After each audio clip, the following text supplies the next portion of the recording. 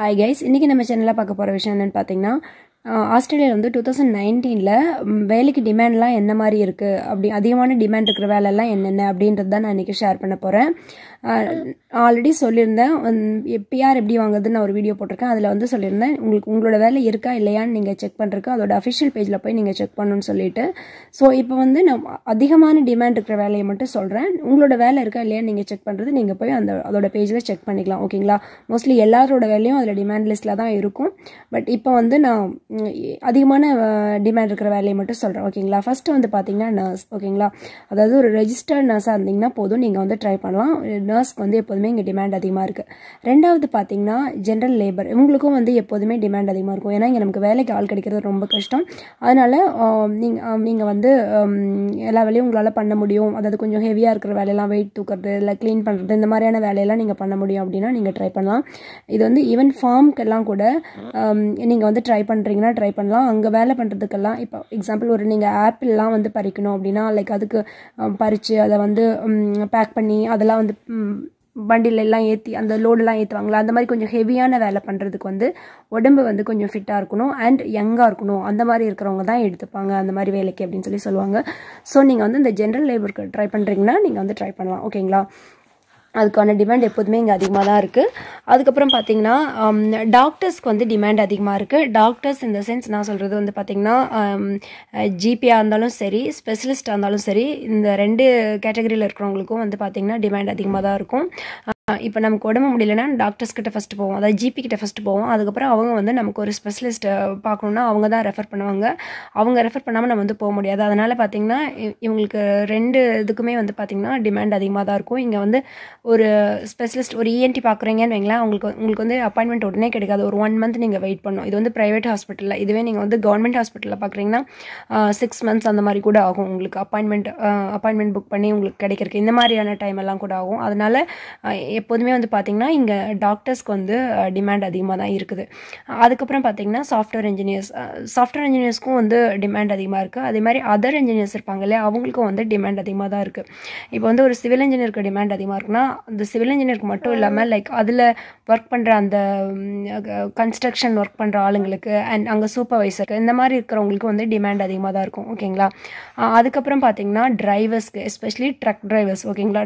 Drug டிரைவர்ஸ்க்கு வந்து பார்த்திங்கன்னா demand அதிகமாக இருக்கும். ஏன்னா அதோட அவங்க வந்து ஒரு பெரிய வண்டி ஓட்டிகிட்டு போகிற மாதிரி இருக்கும். நிறைய ஹெவியாக லோடெல்லாம் இருக்கும். ஸோ இதெல்லாம் கொஞ்சம் கஷ்டமான வேலை இல்லையா? அதனால் இந்த மாதிரியான வேலையெல்லாம் பண்ணுறதுக்கு கஷ்டம் அப்படின்றதெல்லாம் நீங்கள் இன்னும் வின்டர்லாம் கொஞ்சம் குளிரும். அந்த டயத்துலலாம் வண்டி எடுத்துகிட்டு நைட்டு பகலெல்லாம் ஓட்டுறதெல்லாம் கஷ்டம் இல்லையா? ஸோ அந்த மாதிரி இருக்கிறதால ட்ரக் டிரைவர்ஸ்க்கு வந்து டிமாண்ட் அதிகமாக இருக்குது. நான் உங்களுக்கு சேலரியும் கொஞ்சம் நல்லாவே இருக்குது. ஓகேங்களா? ஸோ நீங்கள் அதுக்கு ப்ராப்பராக உங்கள்கிட்ட அந்த லைசன்ஸ் அதெல்லாம் இருந்ததுன்னா நீங்கள் வந்து ட்ரை பண்ணலாம். அண்ட் அதுக்கப்புறம் பார்த்திங்கன்னா இன்னும் டிமாண்ட் அதிகமாக இருக்கிற ஜாப் என்ன அப்படின்னு பார்த்தீங்கன்னா எலக்ட்ரீஷியன் அந்த மாதிரிலாம் இருப்பாங்களே, அந்த மாதிரி இருக்கிறவங்களுக்கும் வந்து டிமாண்ட் அதிகமாக இருக்கும். இப்போ நம்ம வீட்டுக்கு ஏதாவது ஒரு ப்ராப்ளம் இருக்குது, எலக்ட்ரீஷியன் வர சொல்லணும்னு சொன்னோம்னா நமக்கு உடனே எல்லாம் கிடைக்க மாட்டாங்க. இங்கே வந்து கொஞ்சம் டைம் ஆகும். அதனால பார்த்திங்கன்னா எலக்ட்ரீஷியன் அந்த மாதிரி இருக்கிறவங்க, வெல்டர் அந்த மாதிரிலாம் இருப்பாங்களே, அவங்களுக்கும் வந்து பார்த்திங்கன்னா டிமாண்ட் கொஞ்சம் அதிகமாக தான் இருக்குது.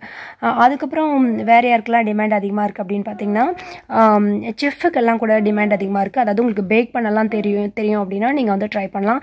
அதே மாதிரி ப்ரைமரி ஸ்கூல் டீச்சர் இருப்பாங்களே, அவங்களுக்கு வந்து டிமாண்ட் கொஞ்சம் அதிகமாக தான் இருக்குது. ப்ரைமரி ஸ்கூல் டீச்சர்ஸ்க்கு வந்து எப்போதுமே வந்து பார்த்திங்கன்னா கொஞ்சம் டிமாண்ட் அதிகமாக தான் இருந்துகிட்ருக்கு எனக்கு தெரிஞ்சு. ஸோ ப்ரைமரி டீச்சர்ஸ் ட்ரை பண்ணுறீங்கன்னா நீங்கள் வந்து கண்டிப்பாக ட்ரை பண்ணலாம். அதுக்கப்புறம் பார்த்திங்கன்னா இப்போ வந்து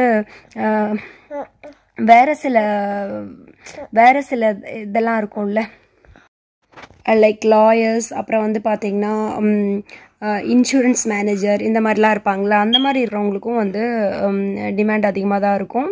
அதுக்கப்புறம் பார்த்திங்கன்னா ஃபினான்ஸ் அட்வைசர்னு வச்சுருப்பாங்க, அந்த மாதிரி இருக்கிறவங்களுக்கும் வந்து டிமாண்ட் ஓரளவுக்கு எப்போதுமே இருக்கும். அதுக்கப்புறம் பார்த்திங்கன்னா இப்போ வந்து நீங்கள் நிறைய லாங்குவேஜ் உங்களுக்கு தெரியும், நீங்கள் வந்து ட்ரான்ஸ்லேட் பண்ணுவீங்க அப்படின்னா நீங்கள் ட்ரை பண்ணலாம். அந்த மாதிரி இருக்கிறவங்களுக்கும் வந்து டிமாண்ட் அதிகமாக இருக்கும். ஏன்னா இங்கே நிறைய பேர் நிறைய லாங்குவேஜ் பேசுகிறதால உங்களுக்கு இப்போ ஜெர்மன் தெரியும்னா நீங்கள் வந்து ட்ரை பண்ணலாம். லைக் அந்த மாதிரி இருக்கும். ஓகேங்களா, நீங்கள் ட்ரான்ஸ்லேட் பண்ணுறதுக்கு ட்ரை பண்ணலாம். அதுக்கப்புறம் பார்த்தீங்கன்னா இன்னும் வேறு லைக் இந்த ரியல் எஸ்டேட்லாம் நீங்கள் பண்ணுவீங்க, ரியல் எஸ்டேட் மேனேஜர்லாம் வந்து கேட்பாங்க. ஆனால் இங்கே என்ன பிரச்சனைனா ரியல் எஸ்டேட்டோ இல்லை வந்து வேறு என்ன வேலையாக இருந்தாலும் அதுக்கு வந்து பார்த்திங்கன்னா ப்ராப்பராக உங்களுக்கு ஒரு சர்டிஃபிகேட் இருக்கணும். அது நீங்கள் முடிச்சிருக்கீங்கன்னு சொல்லிட்டு அதுக்கான சர்டிஃபிகேட் கோர்ஸ் நீங்கள் ஏதாவது முடிச்சிருக்கணும், அந்த மாதிரி கேட்பாங்க. எக்ஸ்பீரியன்ஸ் வந்து நீங்கள் எக்ஸ்பீரியன்ஸ் சர்டிஃபிகேட்டும் வந்து நீங்கள் ப்ரொவைட் பண்ணணும். ஓகேங்களா, இப்போ ரியல் எஸ்டேட் ஏஜென்ட்லாம் நம்ம ஊரில் வந்து யார் வேணால் ரியல் எஸ்டேட் பண்ணுவாங்க இல்லையா, அந்த மாதிரிலாம் இங்கே பண்ண முடியாது. அதுக்கு வந்து தனியாக ஒரு கோர்ஸ் முடிச்சிருக்கணும். அண்ட் அதுக்கு வந்து அந்த சர்டிஃபிகேட்லாம் இருந்தால் தான் நீங்கள் பண்ண முடியும். பட் அந்த மாதிரியான வேலைக்கு டிமாண்ட் வந்து இங்கே அதிகமாக தான் இருக்குது. ஏன்னா இங்கே நம்ம ஊரில் மாதிரி நிறைய பேர் பண்ணுறது இல்லைல்ல. யார் வேணால் இப்போ பக்கத்து வீட்டு காமிக்கணும்னா இன்னொரு வீட்டுக்காரனே வந்து நானே காமிக்கிறேன் அப்படின்ட்டு அந்த கமிஷன் வாங்கிப்பாங்க இல்லையா, அந்த மாதிரிலாம் இங்கே பண்ண முடியாது. ப்ராப்பராக அதுக்கான ஒரு கம்பெனிக்கும் தனியாக ஆளுங்க வேலை செஞ்சுருப்பாங்க, real estate company agents managers இந்த மாதிரி இருப்பாங்க. ஸோ அதனால் அந்த மாதிரி இருக்கிறவங்களும் வந்து ட்ரை பண்ணலாம். ஓகேங்களா, ஸோ இந்த மாதிரி இருக்கிறவங்களுக்குலாம் கொஞ்சம் டிமாண்ட் அதிகமாக இருக்குது. நான் அதுக்கப்புறம் பார்த்திங்கன்னா பேபி கேர் பண்ணுவாங்கள்ல, டே கேர்லாம் ஒர்க் பண்ணுவாங்களா, அந்த மாதிரி பேபி சிட்டர்லாம் இருப்பாங்களா, அந்த மாதிரி இருக்கிறவங்களுக்கும் டிமாண்ட் அதிகமாக இருக்கும். அதுக்கும் நான் சொன்ன மாதிரி நீங்கள் ஒரு கோர்ஸ் முடிச்சிருக்கணும், அதுக்கான சர்டிஃபிகேட் உங்கள்கிட்ட இருக்கணும். ஓகேங்களா, ஸோ இந்த மாதிரி இருக்கிறவங்களாம் நீங்கள் ட்ரை பண்ணலாம். ஏன் சொல்கிறேன்னா அதிகமாக பார்த்திங்கன்னா இப்போது எல்லாத்துக்குமே வந்து இங்கே சர்டிஃபிகேட் கேட்குறாங்க நம்ம படித்ததுக்கு. அதுக்கான சர்டிஃபிகேட்டும் எக்ஸ்பீரியன்ஸ் சர்டிஃபிகேட்டும் நம்ம வந்து ப்ரொவைட் பண்ணோம். அந்த மாதிரி கொடுத்தோம்னா நமக்கு வந்து டெஃபினட்டாக வேலை வந்து கிடைக்குது. ஓகேங்களா, ஸோ இப்போ நான் சொன்னது கொஞ்சம் வேலைகள் தான் நான் சொல்லியிருக்கேன். நான் சொன்ன மாதிரி நீங்கள் அந்த அஃபிஷியல் பேஜில் போய் அந்த லிஸ்ட்டை பாருங்கள். நான் வேணால் அந்த லிங்க் கீழே கொடுக்குறேன், போய் செக் பண்ணி பாருங்கள் உங்களோட வேலை இருக்கா இல்லையான்னு நீங்கள் வந்து தெரிஞ்சுக்கலாம். பட் மோஸ்ட்டாக பார்த்திங்கன்னா எல்லாரோட வேலையும் வந்து அதில் இருக்கும். ஸோ இதுதான் நான் இன்றைக்கி ஷேர் பண்ண நினச்சேன்.